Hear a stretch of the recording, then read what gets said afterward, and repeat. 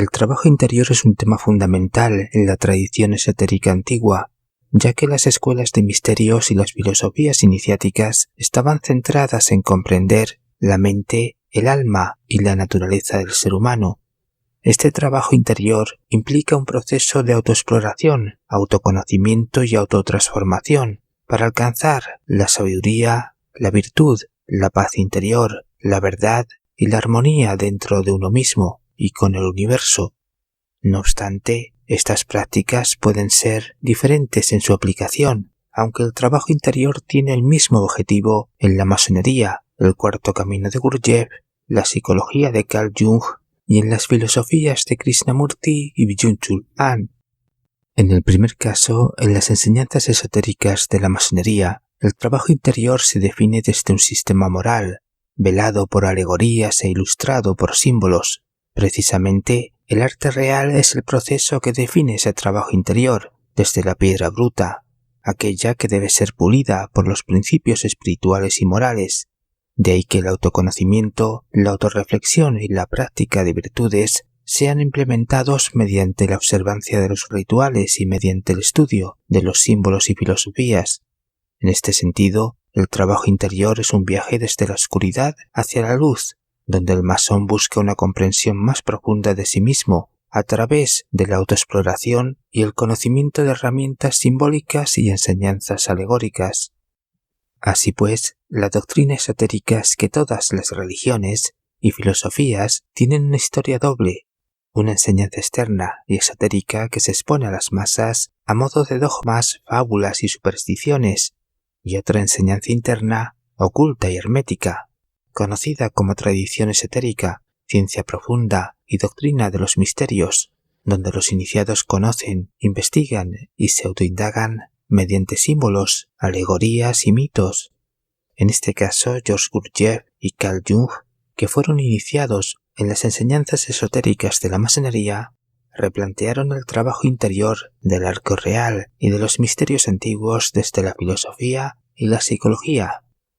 De hecho, Gurdjieff establece que el trabajo interior se aplica para superar la humanidad mecánica del sistema, es decir, el objetivo es afrontar la Torre de Babel o el reino de la confusión de las lenguas, mediante la búsqueda a través de sufrimientos intencionales y esfuerzos conscientes del conocimiento de sí mismos. Y esa búsqueda esotérica implica visualizar la evolución espiritual, romper con la dualidad y conocer las verdades secretas y objetivas sobre la unidad y totalidad del ser humano.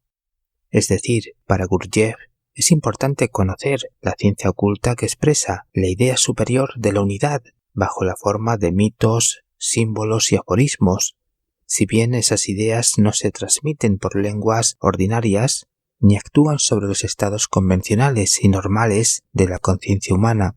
pero sí sobre los niveles superiores de conciencia, donde se trabajan los mitos en el centro emocional superior y los símbolos en el centro intelectual superior. Esto es similar a la modalidad de aprendizaje del arte real, que la masonería asimila a través de la alquimia medieval y la filosofía hermética. De esta manera se lleva a cabo el trabajo de autoconstrucción de uno mismo, no solo desde la armonización del templo interno y del templo externo, sino también desde el trabajo consciente de los niveles superiores de consciencia, tal y como Gurdjieff desarrolla y optimiza en el cuarto camino, a través de la disciplina en el trabajo y mediante el concepto psicológico del buen amo de casa. Sin esas condiciones no es posible el trabajo interior, de que Gurdjieff advirtiese que ningún lunático o vagabundo podría iniciarse en el trabajo interior, porque el lunático es aquel que vive su vida de manera mecánica, sin conciencia ni control sobre sus acciones. Son individuos que están dormidos y dominados por sus impulsos, emociones y pensamientos automáticos, sin ser capaces de discernir su verdadera naturaleza o propósito en la vida,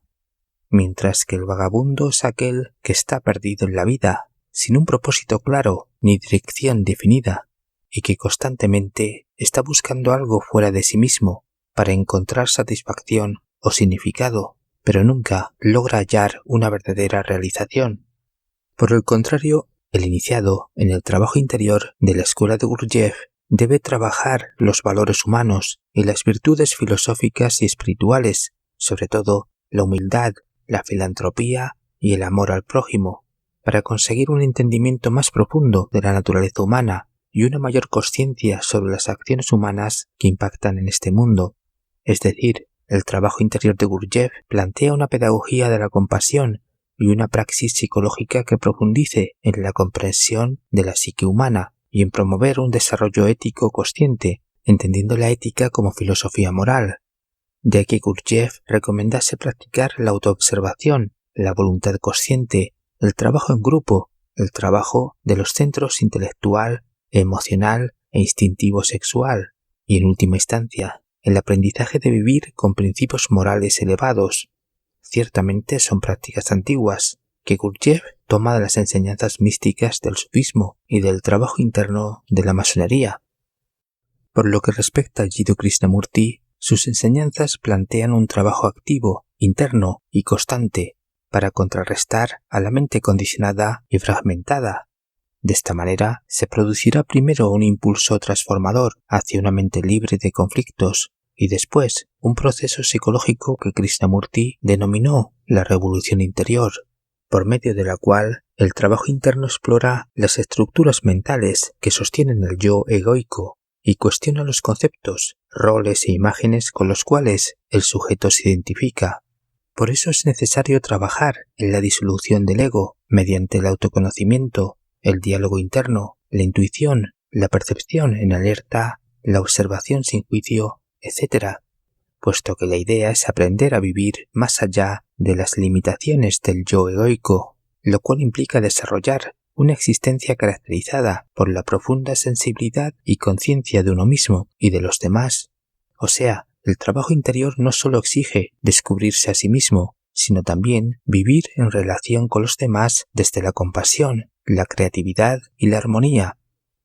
En cuanto al psicólogo Carl Jung, el trabajo interior se denomina proceso de individuación y cuenta con diversas técnicas, tales como la interpretación de los sueños, la imaginación activa, la meditación, el análisis de las proyecciones y el diálogo con las diferentes partes de la psique, a través del arte, la escritura u otras formas de expresión creativa. Así que con esas técnicas se pretende explorar y comprender los arquetipos para integrar sus influencias en la vida consciente. Por ejemplo, se trabajan los arquetipos de la sombra, el animus y el ánima para reconciliar los aspectos positivos y negativos de la personalidad, y así integrar los opuestos dentro de la psique, con el propósito de alcanzar la totalidad.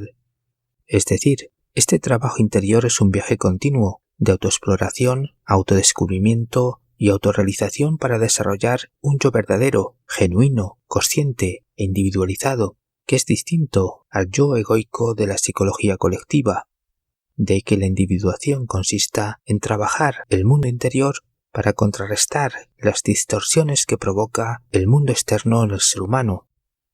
En cambio, Byung-Chul Han plantea el trabajo interior desde una perspectiva crítica y reflexiva sobre la sociedad actual y el impacto de la tecnología en la vida posmoderna.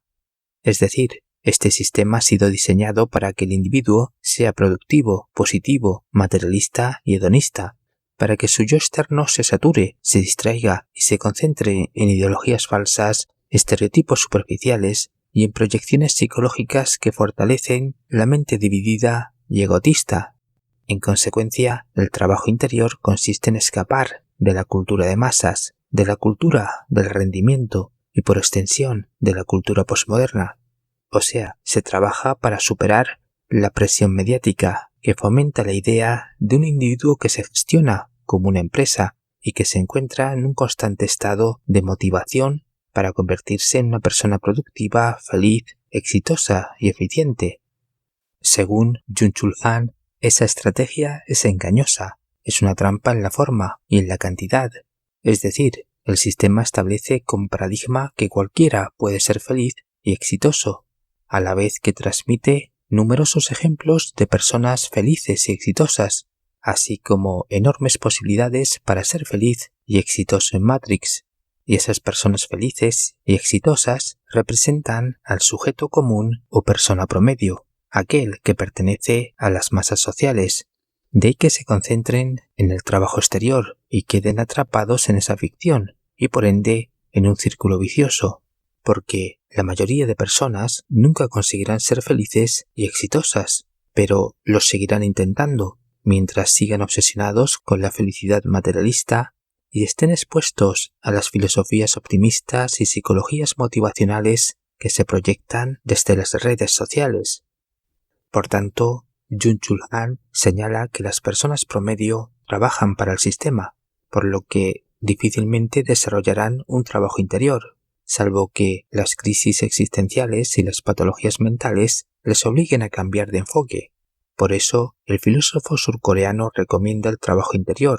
llevando una vida sencilla y practicando la vida contemplativa, el silencio y la meditación, para conseguir una introspección profunda y una conexión consigo mismo, ya que la idea es encontrar una vida más auténtica y significativa. En definitiva, ¿conoces el trabajo interior de otros pensadores? ¿Practicas el trabajo interior? Os leo en comentarios. Buenos días, buenas tardes y buenas noches.